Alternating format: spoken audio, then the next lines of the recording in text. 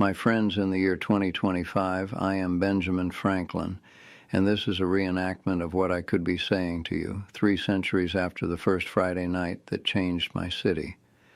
I was a printer by trade, a philosopher by accident, and a convener by necessity. Philadelphia in my day was clever but chaotic, full of talent, yet starved of connection.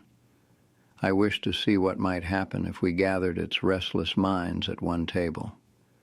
So I did. 12 men, craftsmen, clerks, glaziers, merchants, all doers and thinkers. We met every Friday evening at a tavern with a pitcher of Madeira and a purpose, mutual improvement. We called ourselves the Junto. The city called us the Leather Apron Club. Each week we posed the same standing queries. What new story have you heard? Who has failed, and what can we learn? What small improvement might we make before we meet again? These questions were not for show.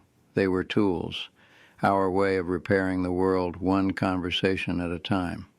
The room smelled of smoke and thought. A loaf of bread sat between us, tankards sweating on the oak. Someone read a question about a fever among dock workers. Another proposed a volunteer watch along the river.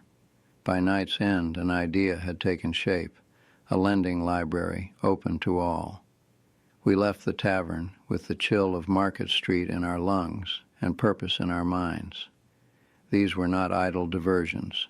They were the bones of a city. From those Friday nights came a library, a fire company, a philosophical society, and a college. Conversation became construction, pleasure became policy. Our tavern became a chapel of curiosity. And now I speak to you in your century of microphones and screens. You gather people as I once did, though your halls are grander and your reach vast. Yet your challenge is the same, to turn gathering into meaning. A conference that ends in applause fades with the echoes. A conference that ends in action outlives its founders. A good question is more uniting than a keynote.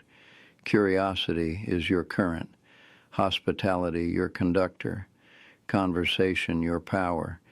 We met for nearly 40 years and never tired of one another's minds. That is the measure of a gathering, so light your rooms well. Feed them honestly, listen generously, and when your guests depart into the night, let them carry not a souvenir, but a new responsibility.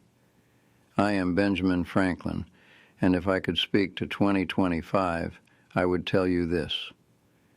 The future of civilization still begins at the table.